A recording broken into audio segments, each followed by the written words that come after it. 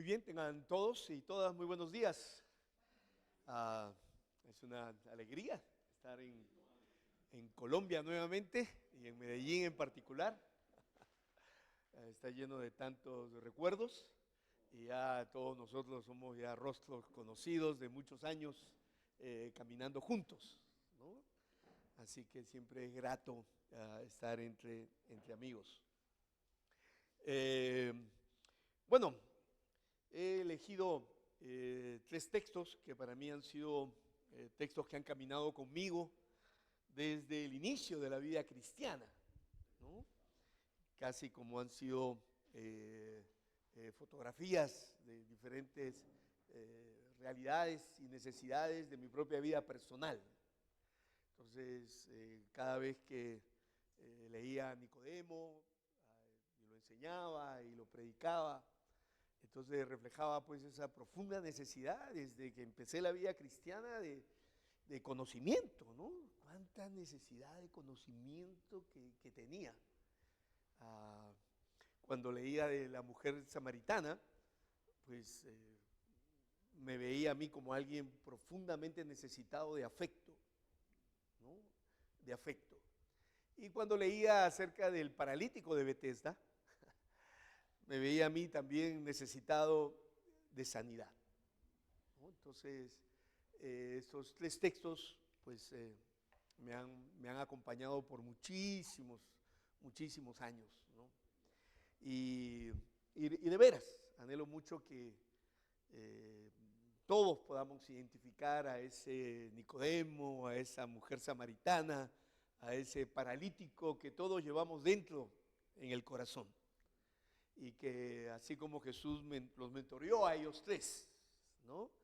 Que estas 3 mañanas también sean mañanas en que nos dejemos mentorear por Jesús, ¿no? En estas áreas en que el mentoreo pues es clave, ¿no? Mentoreamos la razón, ¿no? Dando conocimiento a las personas que mentoreamos, pero también mentoreamos el corazón, ¿no? Entonces, profundamente necesitado de afecto. Y también ministramos al cuerpo, ¿no? A veces ya, sobre todo a esta etapa de la vida, no sé cómo andarán los cuerpos de ustedes, pero mi cuerpo ya va sintiendo, ¿no? la pegada. O sea, hoy me di cuenta, ¿no? Porque normalmente antes me subía 4 pisos, pero como nada. Hoy ya subir 4 pisos, ya uno va sintiendo realmente que ya las rodillas no son las mismas, ¿no? Entonces, así que la próxima vez que me invite, por favor, póngame el primer piso. no soy el mismo jovencito, entonces, que antes, ¿no? Pero uno va sintiendo realmente como el cuerpo también va necesitando de este mentoreo de Jesús. Así que esperamos que a la hora de ver a Jesús mentoreando podamos ver como Él mentoreaba de manera tan integral, ¿no? A la vida de las personas acorde a su necesidad.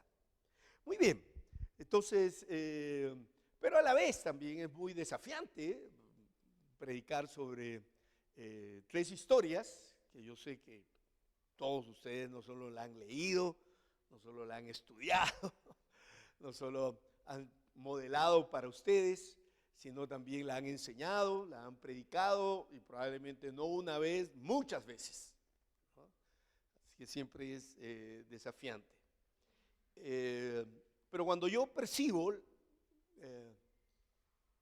la manera en que yo predicaba sobre estos textos cuando era más joven, y la manera en que estoy predicando estos textos hoy, si me preguntan, Alex, ¿en qué ha cambiado tu manera de predicar? ¿No? Yo diría que una de las maneras que ha cambiado es que mis predicaciones hoy parecen más confesiones, a diferencia del pasado, ¿no? Mis predicas hoy suenan más a confesiones, y aunque no he leído el libro de San Agustín de confesiones, pero ya me imagino por qué también San Agustín escribió un libro llamado Confesiones. Y yo creo que finalmente debería ser el libro que todos deberíamos escribir al final de nuestros días. Un libro de confesiones, ¿no? Así que así siento. Y tal vez el haber descubierto también en estos últimos años el hecho de aprender a orar desde abajo y haberlo incluido en mi preparación personal y en mi preparación para predicar, pues hace que realmente las prédicas tengan ese sabor a confesiones, ¿no? A confesiones, ¿ok? Así que, bueno, pero a la vez es una ventaja predicar con gente que yo ya sé que ha estudiado estos textos, escuchaba sus oraciones y yo decía, wow, ya, no se nota que detrás de cada esa oración hay un trabajo exegético y contextual en el relato fabuloso detrás de cada uno de ustedes. Así que eso, a la vez que es desafiante, también lo facilita, porque hace que partamos de presupuestos comunes, ¿no? De presupuestos comunes. Bien, cuando entramos a la vida de Nicodemo, que es el personaje que vamos a reflexionar hoy, y ver cómo Jesús mentoreó a Nicodemo. Ahora, déjeme decirle que estos tres personajes son las personas que ninguno de nosotros quisiera mentorear. Son las personas más difíciles para mentorear. Casi como si uno dice, si uno es capaz de mentorear a una mujer samaritana, mira, no hay nadie a quien no lo puedas hacer. O sea, si eres capaz de mentorear un paralítico como el de Bethesda, sinceramente todo lo demás parecería muy fácil alrededor de estos personajes. Y si puedes mentorear a alguien como Nicodemo, no, ya eres un mentor de mentores. Estás en el nivel más alto de mentoreo. Son las personas más difíciles, más complicadas para el desafío de mentorear. Y definitivamente, pues Nicodemo es el desafío de mentorear en medio de la noche, ¿no?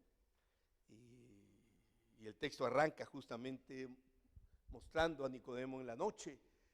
Y qué lindo que la oración de algunos de ustedes reflejó que la noche en el Evangelio de Juan no solo debe ser leída de manera literal, sino que la noche en el Evangelio de Juan está mostrando algo más profundo, ¿no? Y exegéticamente hacemos bien, porque así Juan lo trabaja en su libro.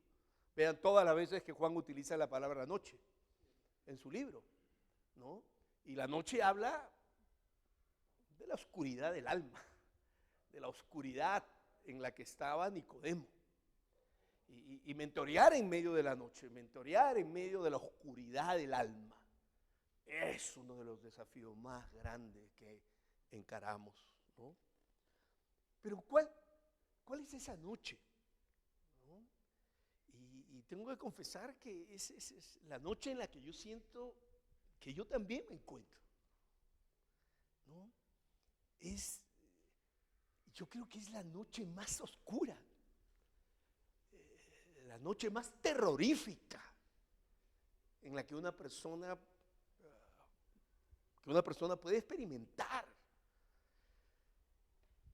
Nicodemo percibía con mucha claridad la presencia de Dios en la vida de Jesús. Por eso el mismo texto dice, ¿no? Rabí, sabemos que has venido de Dios como maestro, porque nadie puede hacer estas señales que tú haces si no está Dios con él. O sea, era claro que Nicodemo percibía la presencia de Dios en Jesús. Pero ¿cuál es la noche? Percibir la presencia de Dios en otros, pero no en ti.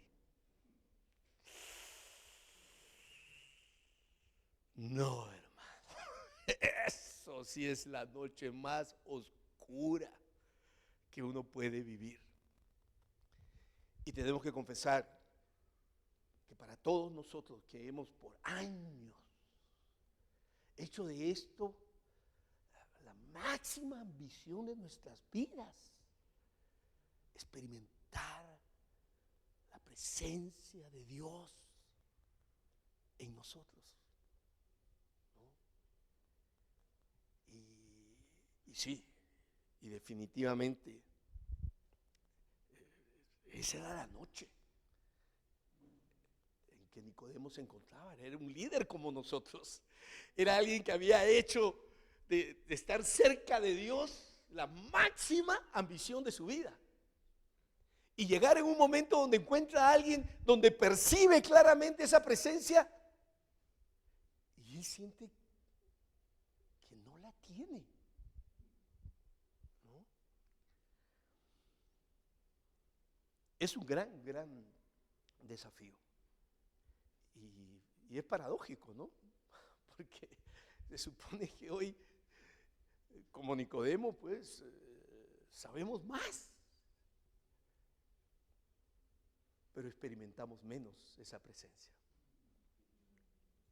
¿no?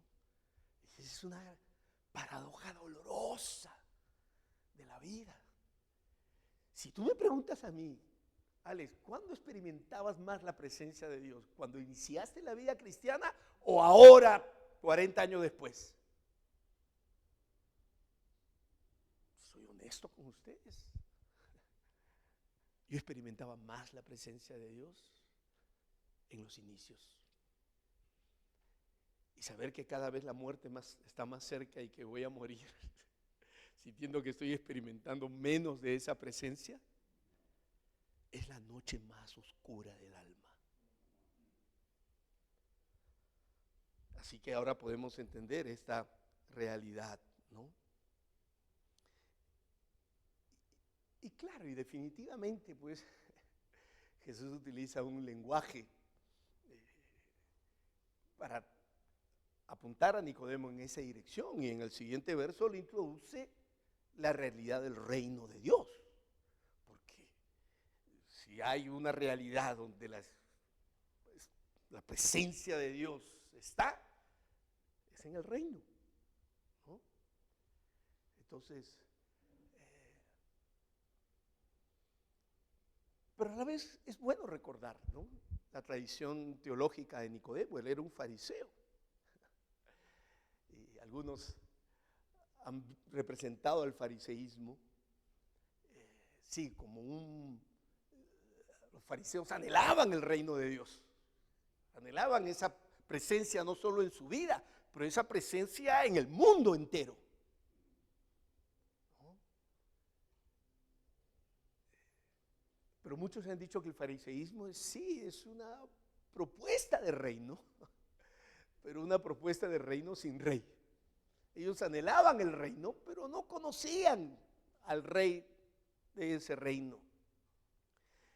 Y esta es la segunda cosa con la que estoy luchando profundamente, ¿no? Y es que yo no sé en qué momento de mi caminar cristiano se me metió a la mente el creer que porque estoy involucrado en causas cristianas, pues el reino de Dios, que estoy involucrado en enseñar y predicar la palabra de Dios, que estoy involucrado en, no sé, varios de ustedes en plantar iglesias, en enviar misioneros, estamos involucrados en causas cristianas. Oye, pero ¿en qué momento se nos metió a la mente que estar involucrado en causas cristianas nos hace cristianos? Y entonces, claro, cuando me preguntan, ¿y qué te hace sentir que eres cristiano? Es que mira todas las cosas que hago, tantas cosas que hago en función de la causa cristiana del reino. Claro, en el mundo secular se tiene el mismo pensamiento. La gente cree que porque está involucrado en causas nobles y causas buenas, eso lo hace noble y lo hace bueno. ¿En qué momento se nos metió eso a la cabeza? ¿No? Y definitivamente, pues, fariseo, Nicodemo estaba involucrado en la construcción del reino de Dios, en la comprensión que él tenía. Pero lo que Jesús le está diciendo es, pero si no conoces al rey, de nada te sirve. De nada te sirve. Así que esa es otra de mis confesiones, ¿no? Ahora, cuando uno se pone a pensar en esto, pues miren que en este replanteamiento que le hace Jesús a Nicodemo, en este mentoreo que lo hace para entender realmente la esencia de la vida que le agrada a Dios, pues Nicodemo inmediatamente va a malinterpretar a Jesús. Dice el verso 4, Nicodemo le dijo, ¿cómo puede un hombre nacer siendo viejo? ¿Puede acaso entrar por segunda vez en el vientre de su madre y nacer? Y este es otro aspecto muy común en el Evangelio, ¿no? Algunos lo han llamado este Jesús que intencionalmente, casi como que, podríamos decir de manera con alevosía y ventaja, o sea, dice cosas para que lo malinterpreten. O sea, para que, ¿no? Entonces, y se van a dar cuenta que esta es otra constante en el Evangelio de Juan. Esto de que Jesús dice algo y la gente lo malinterpreta. Pero es que como Jesús lo dice, casi que es imposible no hacerlo, ¿no? Entonces, Jesús habla de nacer de nuevo, entonces Nicodemo pues lo interpreta de manera literal, ¿no? Le dice, pero ¿cómo puede un hombre siendo viejo entrar otra vez en el vientre de su madre y nacer? Y definitivamente pues Jesús está diciendo algo que debe ser interpretado de manera mucho más metafórica, más poética, y no debe ser interpretado de manera literal como él lo hace. Pero creo que lo que Juan quiere mostrarnos aquí es que en el fondo malinterpretar a Jesús es muchas veces la mejor evidencia de que no lo conocemos, de que no lo conocemos, ¿no? Porque si lo conociéramos, entenderíamos. Y creo que eso nos pasa justamente cuando tenemos relaciones con personas que conocemos, ¿no? A veces yo cuento que cuando mi esposa está muy molesta conmigo, muy enojada conmigo, y he hecho cosas para que esté realmente molesta y enojada, ¿no? A veces me dice, ¡Alex, te odio! ¿No? Entonces, si tú escucharas a mi esposa decir eso, claro, ¿qué entendería? Uy, pobrecito Alex, ¿no? Ya se acabó su matrimonio, ya la esposa ya ni lo ama, lo odia todavía. Entonces, claro, pero ¿por qué interpretas así? Porque no la conoces. Pero yo que la conozco, entonces yo sé lo que me está diciendo. Y yo sé que lo que en el fondo ella me está diciendo es, Alex, te amo profundamente. Te amo tanto, ¿no? Que lo que has hecho me ha herido. Quisiera odiarte para que no me hieran las cosas que tú haces. Pero te amo. Ahora, ¿por qué interpreto yo así? Porque la conozco. Sé lo que me está diciendo. Entonces Nicodemo está evidenciando la oscuridad en que se encuentra al malinterpretar a Jesús. Y en ese sentido, sí, ya vamos sintiendo algunos que somos la generación del Angan que va saliendo, ¿no?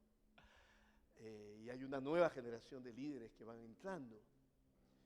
Pero hay ciertas cosas que debemos esforzarnos en mantener a la hora de formar predicadores. Y es que la exégesis no es solamente una cuestión de técnicas o de hacer las preguntas adecuadas o de hacer un buen estudio. No, la exégesis, interpretar bien las escrituras, interpretar bien a Jesús, es sobre todo una experiencia espiritual.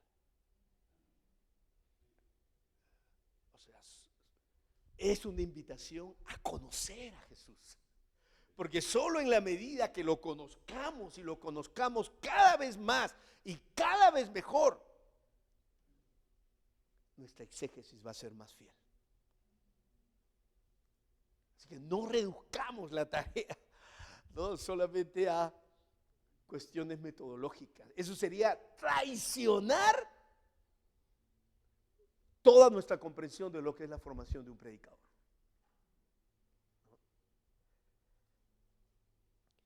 Pero lo otro que él va trabajando en ese texto es que no solo le introduce a Nicodemo el tema del reino de Dios, ¿no?, sino también le introduce a Nicodemo el tema del Espíritu.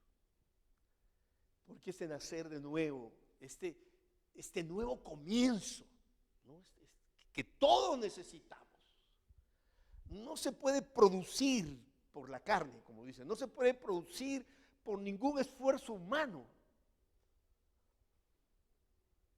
Esto solo lo puede producir Dios de una manera milagrosa y sobrenatural a través del poder de su Espíritu, ¿no? Entonces, y mire que si el fariseísmo era una propuesta de un reino, querían el reino de Dios, pero no conocían al rey de este reino. El fariseísmo también es una propuesta de una, ¿cómo lo diríamos? A ver, de una espiritualidad sin espíritu. ¿En qué sentido? En que un fariseo básicamente creía que podía amar a Dios, obedecer a Dios, servir a Dios. En el caso nuestro, creía que podíamos estudiar las escrituras, interpretarla, enseñarla, predicarla, sin la necesidad del Espíritu, ¿no? Literalmente casi no había lugar para el Espíritu en la teología farisea. No había lugar. Y entonces cuando Jesús le introduce el tema del Espíritu, definitivamente, pues, como unos han orado aquí también, como que el mundo se le trastoca a Nicodemo, ¿no?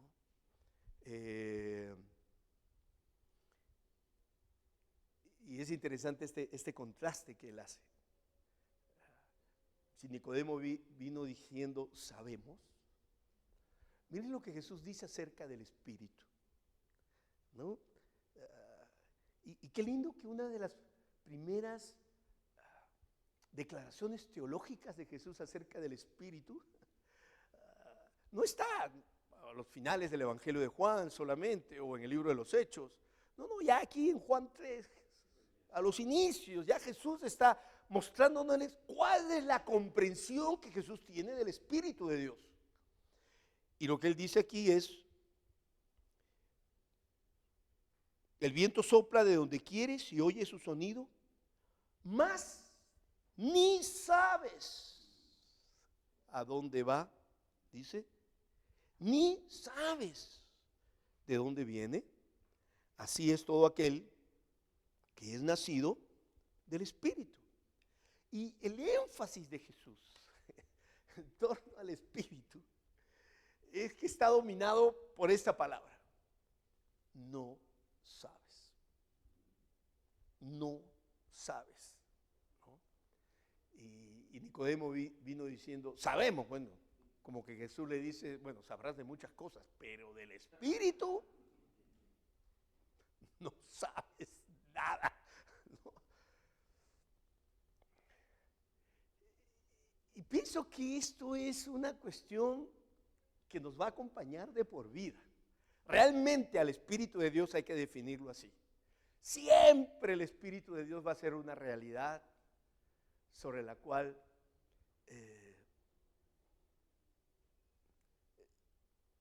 vamos a sentir que nunca sabemos lo suficiente, ¿no? Siempre el Espíritu va a ser alguien del cual sabemos menos, ¿no? Ahora, hay una palabra muy linda para definir esto, ¿no? Dice, el Espíritu es impredecible en su manera de obrar y actuar en el mundo. Es algo que no lo podemos controlar, no lo podemos manipular, no lo podemos direccionar. Dice que Él se mueve libremente, como el viento, ¿no? Entonces, hay realidades que son así en la vida cristiana. Y llegar a estos momentos sintiendo esto, que sí, más sé, definitivamente, sí, he crecido en mi conocimiento. Hoy sé más, pero sé más, pero entiendo menos. Algunas versiones hacen esa paradoja, ¿no? Dice, ¿eres tu maestro de Israel y no entiendes esto? Entonces sí, seguramente Nicodemo sabía. Ahí puede decir que no sabía. Pero parece que la vida cristiana nos va llevando en este camino. Por un lado, en una profunda necesidad de saber más, pero a la vez la profunda crisis de sentir que sé más y entiendo menos. Y entiendo menos. De ahí la gran pregunta de Nicodemo, ¿no? ¿Cómo puede ser esto?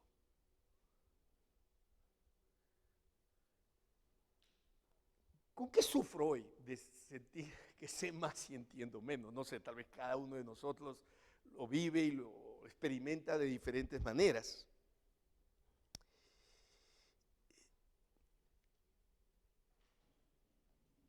Pero uno se para en estos momentos de la vida y uno puede ver en la historia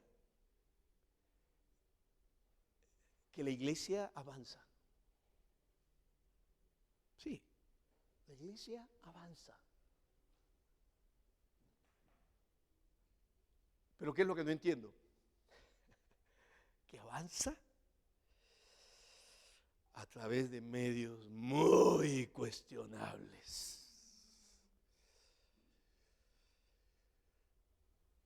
No entiendo. No entiendo.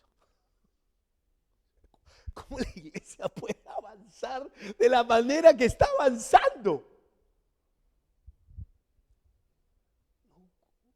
Con predicaciones cuestionables, con teologías cuestionables, con prácticas morales hacia el interior cuestionables.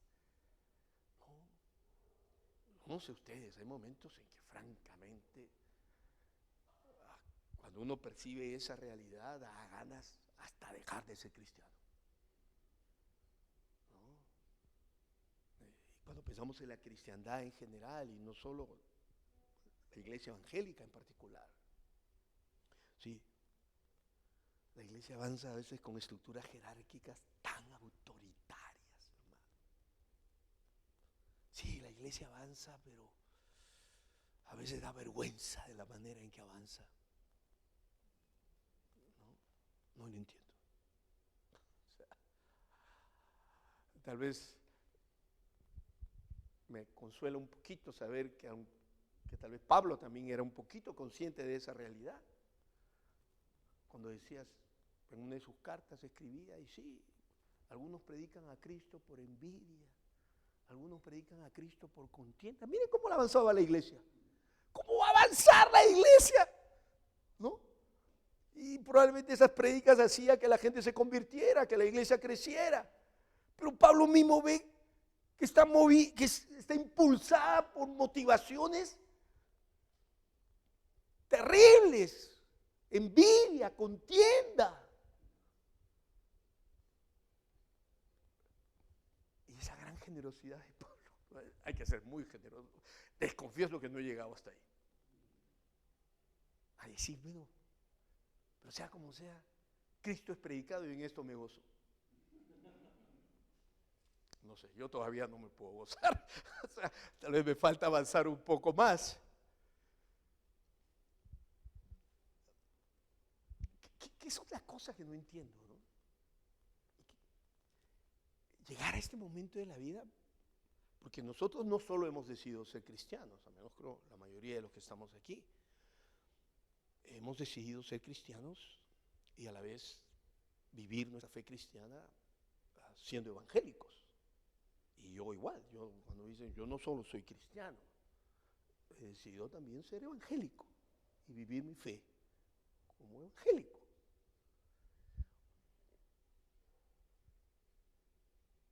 Pero ¿qué haces cuando llegas al momento donde entiendes que ser un buen evangélico no siempre te hace un buen cristiano? ¿Qué haces? O sea, ¿qué haces ahí? ¿No?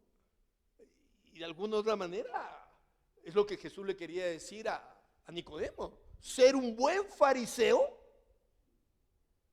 Y él pensaba que ser un buen fariseo lo hacía pues una persona espiritual. Una persona que realmente vivía bajo la bendición y el agrado de Dios.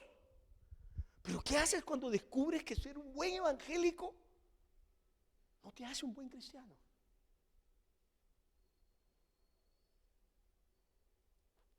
Cuando me enseñaron que debería hacerme un buen cristiano. Porque, hermano, esas realidades, ¿no? Vamos a suponer ese fundamentalismo que lee la Biblia como Nicodemo, con un literalismo brutal. Pero es la iglesia evangélica que más está creciendo, que más es el rostro más conocido, ¿no? Así que son realidades con las que realmente estoy luchando, ¿no? Y a veces me pregunto si vale la pena seguir siendo evangélico, ¿no? Y no será tal vez a esta altura terminar mejor de otra manera la vida. Pero bueno, así que cuando más sabemos, muchas veces menos entendemos, ¿no?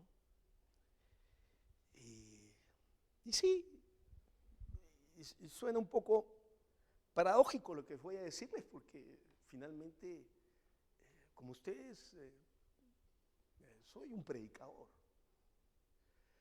Pero miren cómo Jesús ahora le cambia el concepto del reino de Dios y le cambia el término hacia la vida eterna. Esa vida plena y abundante, que no comienza cuando nos morimos, sino comienza ahora, cuando conocemos al Rey de este reino.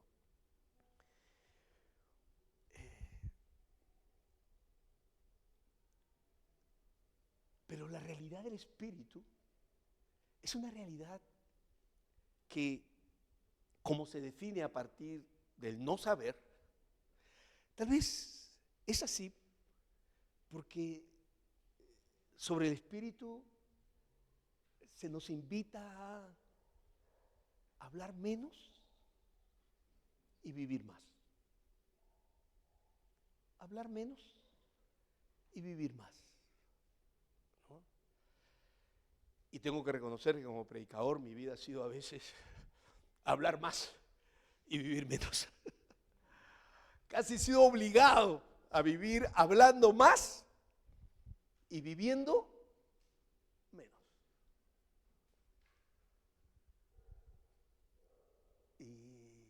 me pregunto si esta etapa de la pandemia, en que, bueno, las invitaciones para predicar bajaron casi a cero,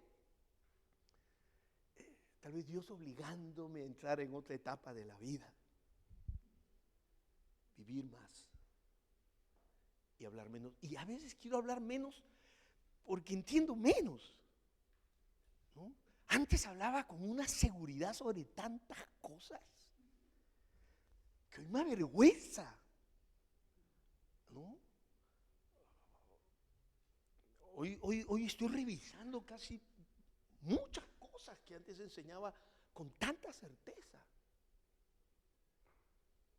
a partir de la propia realidad que me va golpeando. Como yo tengo un hijo de 23 años, ¿no? Y está viviendo una etapa muy bonita en el sentido de aunque vivió una larga etapa de apatía, en estos últimos años está volviendo a redescubrir un poco la vida cristiana, ¿no? Y dándole un lugar en su vida. Pero a la vez mi hijo vive en lo que tiene una enamorada, una novia, bueno, y vive en una, a ver, yo lo llamaría así, una relación de convivencia ocasional. ¿Ok? No están casados.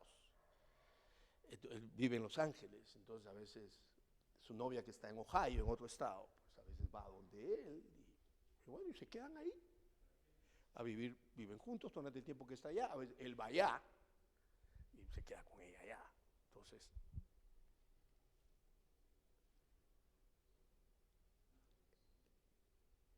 pero la relación que ellos tienen es una relación envidiable, hermano. ¿Cómo se aman? ¿Cómo se quieren? ¿Cómo se cuidan el uno al otro? ¿No? Es la nuera soñada. O sea, no podría pensar en una mejor pareja para mi hijo que la joven con la que está, ¿no? Y claro, y a veces entonces ellos están ahí y yo lo visito y me quedo, bueno, mi lucha es me voy a un hotel porque ellos están en fornicación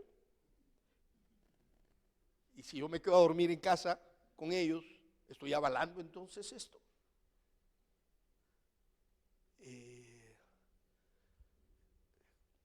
¿Cómo agarro esto? O sea, me pongo moralista y le digo a mi hijo pues que está en pecado y que eso no le agrada a Dios o sea, y termino alejando a mi hijo de mí, lo mantengo cerca porque quiero estar cerca, no lo quiero perder. Y entonces comienzo a trabajar, Señor, ¿cómo es esto? Antes estaba tan claro sobre este asunto, tan claro, y me paraba con tanta convicción. ¿No? Y ahora,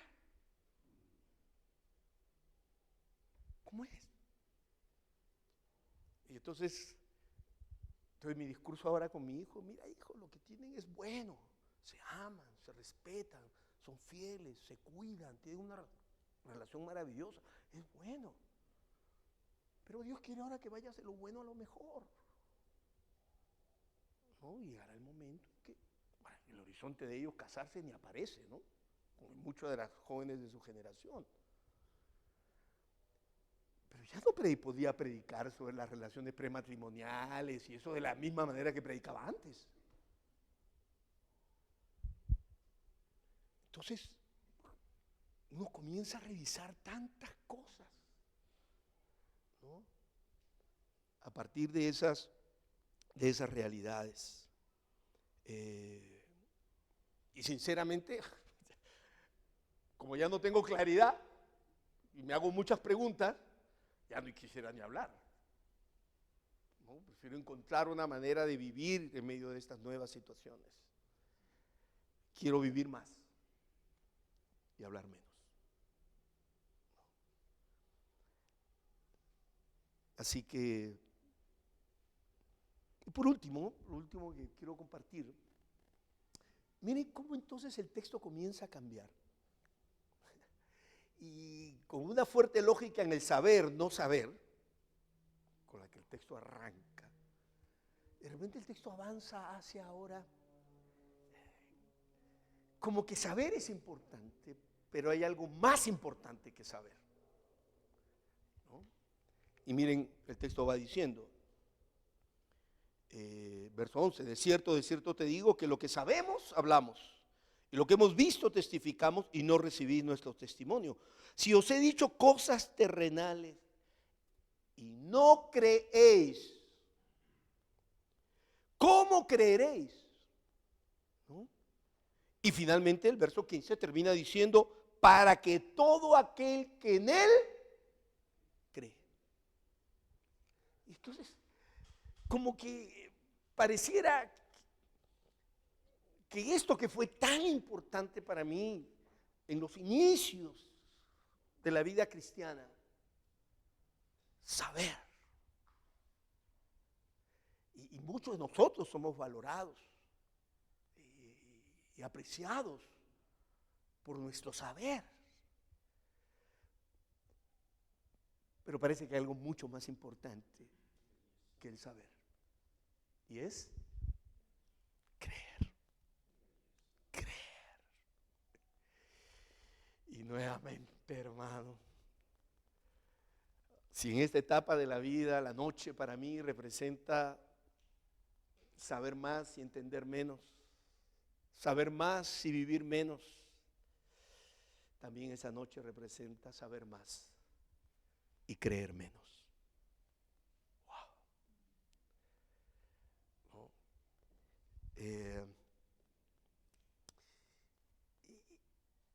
Y ya la pregunta a esta etapa de la vida es, sí, sé, ya, sé.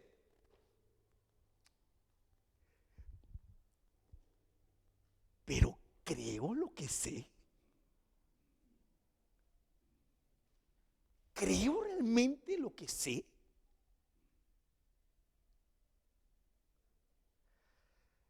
Yo siento que hay muchas cosas que sé. Y fíjense qué fácil es, ¿no? Porque finalmente yo me doy cuenta que estos últimos años no he predicado lo que creo. He predicado lo que sé.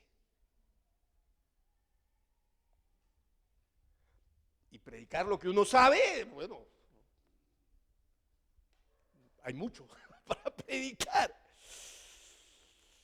Pero predicar lo que uno cree, creo que nos quedaríamos con mucho menos. Permítame ilustrarlo, bueno, tal vez, no sé si, cómo caerá lo que les voy a decir. Si tú me preguntas a mí, Alex, ¿crees en el cielo? ¿Crees que después que te mueras, ¿no? vas a ir a un lugar llamado el cielo? ¿Crees realmente? O sea, lo sé, definitivamente sé que hay un cielo, porque la Biblia habla del cielo. Podría describir hasta cómo es el cielo. No tendría ningún problema de predicar sobre el cielo hasta una serie de 7 días. Pero ¿creo realmente en el cielo? ¿Vivo hoy como si realmente existiera un lugar llamado cielo?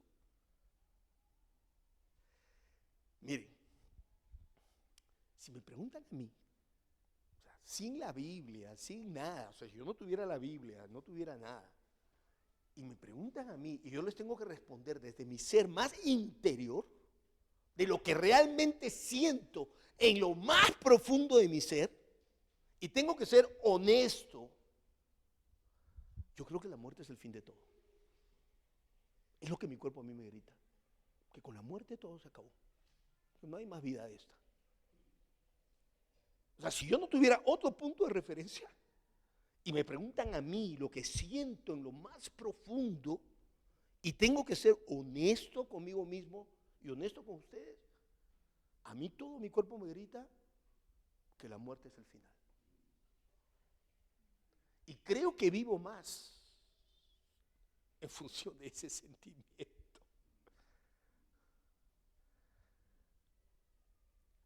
Creo en el cielo porque la Biblia habla de él. Y me aferro a eso, hermano, en esperanza contra esperanza. Me agarro desesperadamente. Así que, si me muero y abro mis ojos después de muerto y estoy en el cielo, yo ya sé lo que voy a decir. Yo ya sé cuál es la primera palabra que va a salir de mis labios. Y va a ser esta. ¡Era verdad!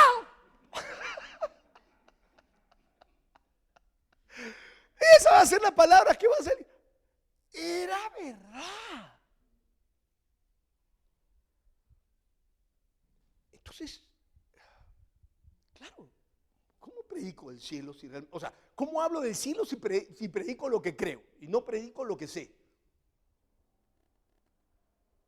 Complicado. ¿No? Y hay muchos temas que me está pasando lo mismo, hermanos.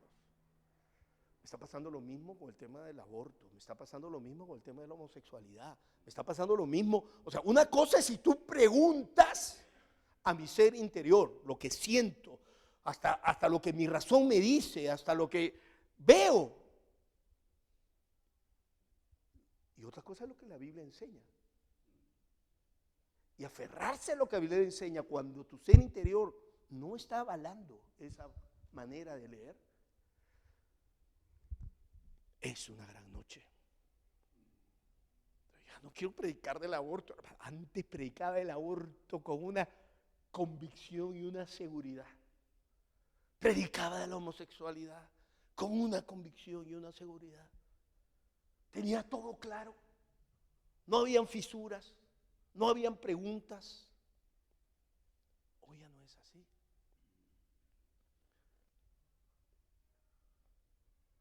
Así que esa es las confesiones en las que me encuentro hoy. Pero qué lindo que el texto termina y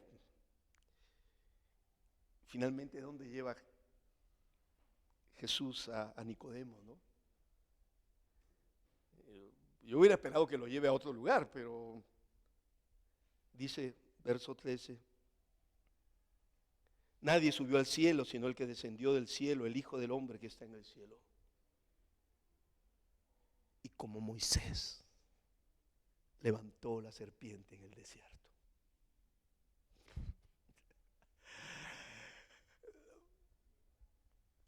Dios, en medio de mi crisis, yo esperaría que me lleves a otro lado. ¿A dónde lo lleva? A donde todo comenzó. ¿Y dónde todo comenzó? En las Escrituras. Lo lleva de vuelta a ese mundo. Lo lleva de vuelta al Pentateuco. Lo lleva de vuelta a las Escrituras. A una historia de la Biblia. Ahí lo lleva de vuelta. Y claro, Nicodemo seguramente habría pues leído esa historia miles de veces, la habría enseñado miles de veces. Era una historia archiconocida, ¿no? La historia de las serpientes del desierto y la orden de Dios para Moisés de levantar esa serpiente, y el que miraba ahí pues quedaba sanado. ¿No? ¿Cómo? A ver, los que están de chiquitos aquí en la iglesia, ¿cuál es la historia que más les enseñaron en la escuela dominical? ¿Cuál? Jonás. ¿Cómo te llevara esa historia?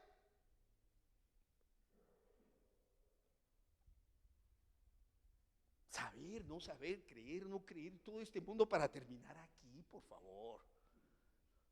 Aquí no hay nada. Yo ya pasé por acá.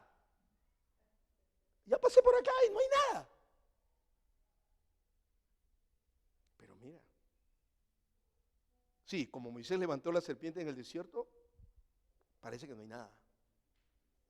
Pero luego lo dice, así es necesario que el Hijo del Hombre sea levantado. Yo me imagino a Nicodemo, hermano. ¿Cómo abrió los ojos? Porque de todas las tradiciones de exégesis judía, nadie había visto en esa historia una historia que hablaba del Mesías que iba a devenir. Nadie.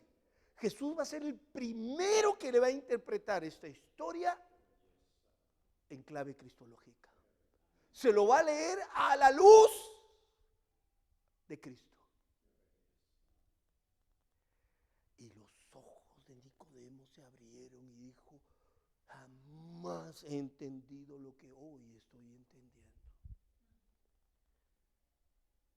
Y le va a decir a Nicodemo: mira, Nicodemo, si tú quieres entenderme y comprenderme, los parámetros a partir de los cuales construías la vida religiosa están mal. ¿Qué te admiraba de mí? La sabiduría de mis enseñanzas. Sabemos que has venido de Dios como maestro. ¿Qué más te admiraba de mí? El poder sobrenatural de mis milagros. Y ahí tú querías entender y comprender la razón por la que yo estoy aquí. Sí, hay mucha sabiduría en la enseñanza de Jesús. Sí, hay mucho poder en Jesucristo, pero ni uno de esas realidades lo atrapan y captan la esencia. Y él va a decir: así como Moisés levantó la serpiente en el desierto, así es necesario que el Hijo del Hombre sea levantado. Nicodemo, es mi muerte, es mi resurrección, a partir del cual debes entender la razón por la que yo estoy aquí. Eso le abrió un nuevo horizonte. Y finalmente me he encontrado con un hijo espiritual de los tiempos de la universidad, viviendo muy desencantado de la fe cristiana por los abusos sexuales, por el autoritarismo, por cosas. Y cuando compartimos de eso, y es verdad, y yo lo único que le digo: mira, Beto, yo lo único que te puedo decir, hermano, porque es lo único a lo que yo me agarro también, es que finalmente,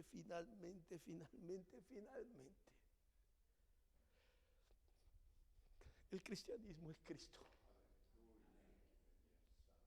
Eso es todo. El cristianismo es Cristo. Eso es todo. No hay más. Es lo único que me sostiene a esta altura de la vida, hermano. Y que el Señor nos permita llegar hasta el final diciendo que el cristianismo es Jesús. Y punto. Para de contar. No hay más. Eso es todo. Padre, gracias por tu palabra.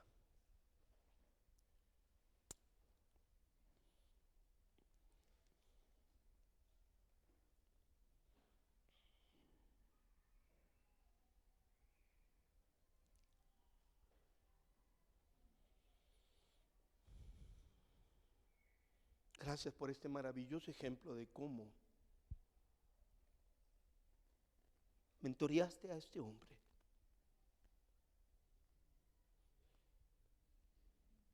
Lo llevaste del saber al creer.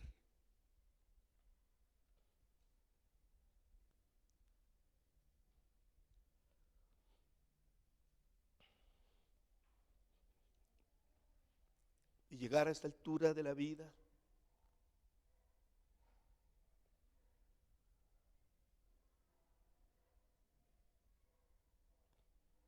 sabiendo que finalmente es lo único que nos queda, aferrándonos a ella con todas las fuerzas de nuestro corazón.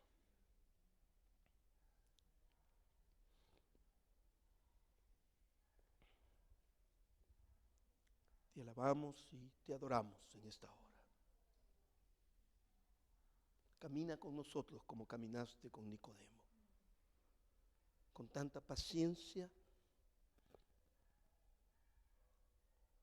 con tanta ternura, aún en confrontación, pero finalmente con tanta esperanza. Amén.